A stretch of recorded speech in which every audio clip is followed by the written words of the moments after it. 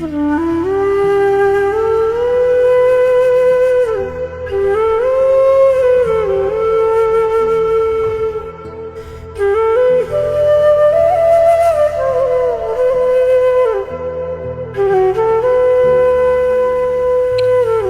বাতিজা,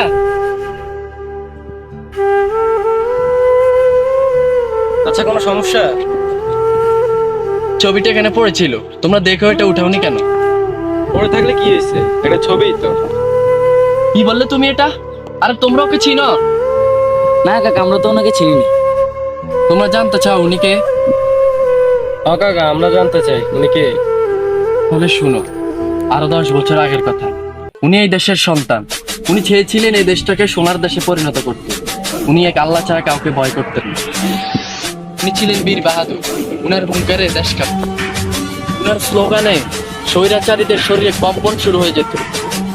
উনি এত বড় মানুষ ছিলেন, ওনার কথা তো কারো মুখ থেকে শুনিনি কখনো। শুনবে কিভাবে? তাকে তো কেউ মনে রাখে। তাহলে চাচা উনি এখন কোথায়?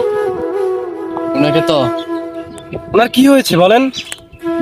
উনাকে মেরে ফেলা হয়েছে। কি? তার মতো এমন একজন মানুষকে কে মারলো? সেটার কথা কি বলবো, কিছু ক্ষমতা লোভী লোকেরা। আচ্ছা, তাহলে কোনো হত্যার বিচার হয়নি? না, ওনার বিচার হয়নি। তবে হ্যাঁ, উনার হত্যার পর ওই সময় মানুষ অনেক মিছিল আর সমাবেশ করেছিল। যদি এখন মানুষটাকে ভুলে গেছে আর মনে রাখেন, কিন্তু জানো উনি কি চেয়েছিলেন? কি বলেন?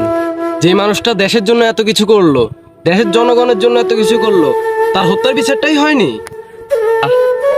আর যদি সে বেঁচে থাকতো, তাহলে এই দেশটা সোনার দেশে পরিণত হতো। কি কাকা, দেখতেছি আপনারা অনেক সময় ধরে কি বিষয়ে কথা বলতেছিলেন? হাদিকে নিয়ে কথা বলতেছি। ও হাদিকে তো সবাই ভুলে গেছে, আর তার বিষয়টা হবে কিনা সেটা তো জানি না। এই বিষয়টা আমি এতক্ষণ আগে তাদেরকে বলতেছি। ও আচ্ছা, ঠিক আছে কাকা, থাকেন, আমার কাজ আছে। আচ্ছা ঠিক আছে, যান। আপনার মতো মানুষ আমাদের দেশের জন্য প্রয়োজন। আপনি আজীবন আমাদের অন্তরে বেঁচে থাকবেন। ইউ আর জাস্টিস ফর হাদি। হাদি তুই ফিরে আয় আবাবিল, শহীদের জমিনেই শহীদের